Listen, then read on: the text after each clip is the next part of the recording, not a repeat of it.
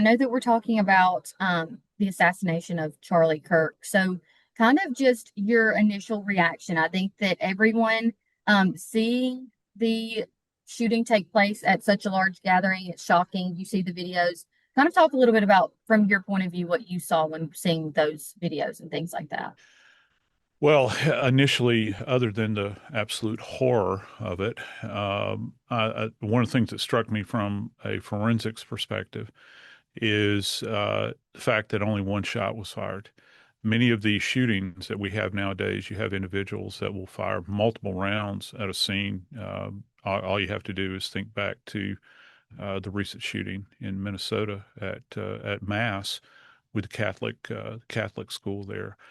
Uh, and that's kind of arbitrary, I think, just randomly, this was not, there was a level of precision to this. The fact that the crowd was they only heard one report of a rifle. And when I say report, I mean the sound kind of traveling forth. And you've got a big group of people that are assembled down there. So 3,000 sets of ears. That was a crowd estimate, at least. Um, Also, to the precision again, what they're saying is this shot was fired from an elevated position, second story, two-story building, flat surface, and the shooter is firing downward. If people take a look at the schematic, where Charlie Kirk was positioned is actually down in an amphitheater in the center of campus. So it's kind of ringed with the exterior bleachers that many universities have. I think we have one here at Jack State. Subject is firing from an elevated position down. And when I initially saw the video, and again, I recommend not to watch it because it's so horrible. But from a scientific perspective, as I was watching this, it's a single shot and it enters to the left of what's referred to as the midline in the neck. There is a copious amount of blood that issues from this defect immediately. And one of the things that was kind of interesting is that Charlie actually it he actually drew his right arm up. There were many people that were that have come across my feed and have reached out to me and said this reminded them of JFK. You remember infamously in the Zapruder film, he raises his hands. This is generally a response, a neuromuscular response. Just to kind of frame it, if you ever watch college football and people get hit in the head or they sustain a spinal injury, this neuromuscular response, it almost looks like they're seizing. Well, his right hand raised like this, and then he topples over. Um, the clearance that the shooter had because he was under a tent, Charlie was positioned under a tent. Um, it had to clear that on the top side. And then this is the really chilling part. This round passed over the tops of hundreds of people's heads that were gathered there just forward of his seating position. And it wound up here. And again, you can have a professional shooter that can come on and talk about things like bullet drop and the wind and all that sort of stuff. Um, I knew it was odd in one sense because we only heard one shot. And as it turned out, FBI is now revealing that they have recovered a bolt action rifle. Initial reports are that it is a Mauser 30-06. So that's a 30 caliber round. The '06 part comes in. The round was actually developed in 1906. It's a weapon. It's a weapon of war that was used in World War One, World War Two, and into Korea. That caliber was okay. The Mauser is a German manufactured weapon originally. So one of the things that kind of struck me about this is how, because a Mauser is a very robust weapon. It has a wooden stock. It's not like a modern weapon where it's like easy to break down. How did he get that up on the roof and nobody see him? Also, the video that we have of him coming off of the building, it doesn't appear that he has a weapon in his hand, but this weapon was found deposited out in a wooded area that's just adjacent to campus. It's not like it's out in the wilderness where they found this.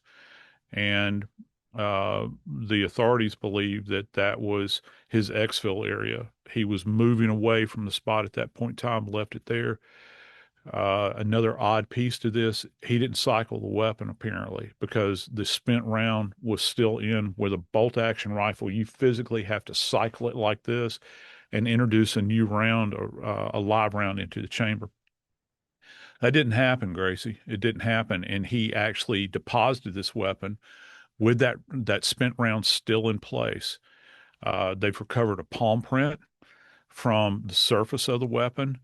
But again, if this kid has never been, the alleged suspect has never been hooked up on charges, his prints are not going to be in NCIC. So you won't have anything that matches back to him. I mean, it's great that they recovered it. You can get a print from him now. They can compare that. But if folks are thinking, yeah, they'll put it into the system and find it, I think that that would be a fool's errand. You're not going to find it there. They'll run it anyway.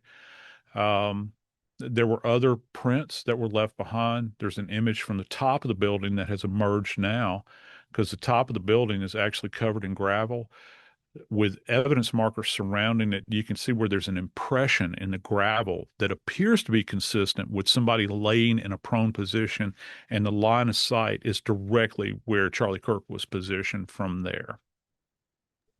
So going back a little bit to what you were saying about right after Charlie got shot and his reaction, or Mhm. his the way that his body moved afterwards, Yeah. do you think that I think that a lot of people were wondering because there were rumors initially that he could have lived, but when you saw the video, did you think that he could live from that? No, no, I didn't. I felt as though that if we had a team of the finest UAB vascular surgeons standing there adjacent to him, ready to go, I think this was an unsurvivable injury he sustained. I haven't seen the autopsy results. I don't think that any of us will until after, and there will be a trial. They're putting together a packet right now.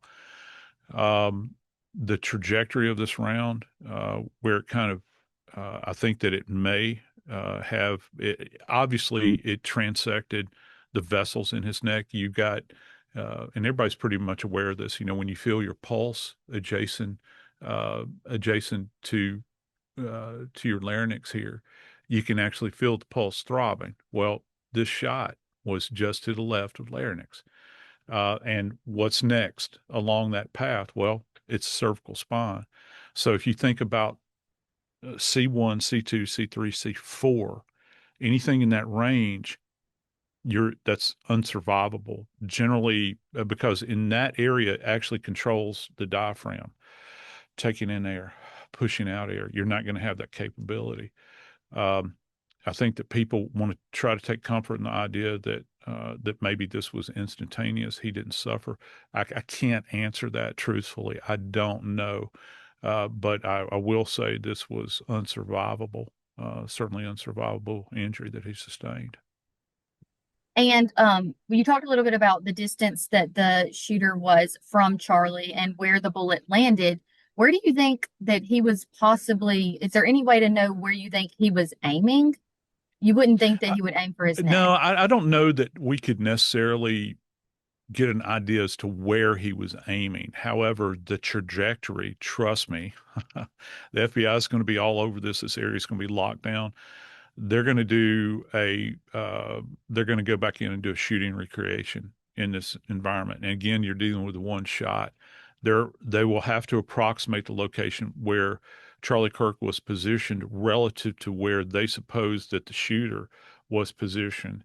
I'm not saying this is an elementary thing to do, but when you consider some of the crime scene reconstructions that the state and state officials, state forensic scientists, as well as FBI forensic scientists do, this is going to be kind of simplistic relative to this.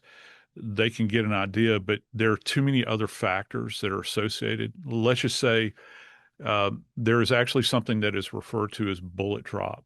From 200 yards, I don't think you're talking about that much bullet drop, if any at all. And what that means is very simple. What that means is when a round is fired, just like every person on Earth, we're all impacted by gravity. Well, projectiles are no different. So gravity is going to begin to pull that round actually down like this. So let's just say that an individual may have been aiming, for center mass of someone's head. It could drop, potentially that much, but you also have crosswinds, you have tailwinds, all these other things kind of affect it. They can get a generalized idea though, and they're going to do quite the recreation that will eventually be presented in court. I can guarantee you that. And that was kind of leading up to my next question. We heard reporters say this morning that it's still set up. The tent that Charlie was under is still there. Yes. It's kind of like they've not touched it. And it's been close to 48 hours since it took Yep. place. Talk a little bit about that and processing such a large scene. There were so many people there. Yeah, there are a lot of people. And, I was chatting with somebody earlier, talking about video. I mean, we don't go anywhere without these doggone things in our hand. And when you go to an event like this with such a high profile subject, uh, people are going to be videotaping everywhere. So you've got multiple POVs. Uh, the question is, how many people fled just out of fear and they left? They took the evidence with them. You're going to have multiple perspectives, which is completely different. You talk about, like people have thrown out the JFK assassination. You had one POV, and that was the Zapruder. Well, there may have been others, but the Zapruders, nobody had phones back then, to videotape these things. They're going to lock this down. And let me tell you, let me just break this down to you because that is not the only scene you have here. This is how complex this is. So in forensics, what we teach here is that you've got primary, secondary, and tertiary scenes. So with the site where Charlie was shot, that's going to be your primary scene. The roof is a scene. Where the weapon was deposited is a scene. This guy's domicile is a scene. His car is a rolling scene. If it was parked, we've heard information that it may have been parked in a church. We don't know. We haven't been able to confirm that yet. The car may have been, in a parking lot somewhere there. That was a conveyance for him to show up in order to perpetrate this scene or this crime. That's going to be a scene. So any other location, it's not just about in the heart of this university, the scene being locked down in the tent, and good on them that they've done that. There's going to be a lot of other spots that are locked down. This is a massive undertaking. I think and again, this is just me stating an opinion here, but I think one of the biggest concerns, particularly nowadays, was this suspect affiliated with anybody else? Was there anybody else involved? Because if he has comfort with this level of violence, if there's anybody else in his cohort, you really want to try to figure out if they're capable of this as well and interdict that situation. So there's a lot. It's not just that this is solved and that we're going to move on. No, no, no, no, no. That's not how this works at all. This is going to be a very complex investigation moving forward. And we heard the FBI and law enforcement say this morning that, this is a historic arrest. It happened in a historic amount of time, is basically what they were saying. Do you think that? Do you think that it was very quick from what they were basing this off of? I don't know that I would use the term historic, but I was impressed with how quickly the arrest was made. Yeah, historic is not necessarily an adjective I would use for this. I think that it's an example of everybody working together, and that's one of the biggest problems that you have with any investigation that's multi-jurisdictional, because the feds are involved in this. You've got the state police in Utah; they're involved. You have local constabulary, including probably campus police officers and the town's police. Everybody is involved in this. If you can get everybody on the same sheet of music, it makes things flow quite easy. I think one of the really interesting things that they did pretty quickly, and this kind of shocked me, is how quickly those images got out there from those kind of infamous stairwell images where they've got these captures out there. That is so impactful now because again, you can't escape from it.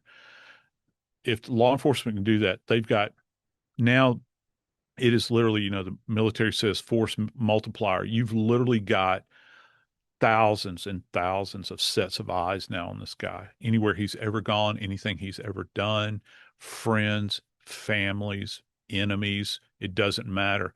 They're going to be visualizing this. And I think you'd probably agree with me, Gracie. This is one of the hottest stories in the news. You got eyes all over this thing. And it's because they released those images so quickly that I think that this led to effecting an arrest, to tracking him down. And they've always known more than they had initially released. I'm sure, this arrest took place, I think, as we're speaking right now, probably in during the 10 o'clock hour PM last night. And so, and it was kind of done without a lot of fanfare, right? We didn't hear it. It wasn't like busting loosely. There were rumors all over the place, but it was confirmed this morning by the president on air.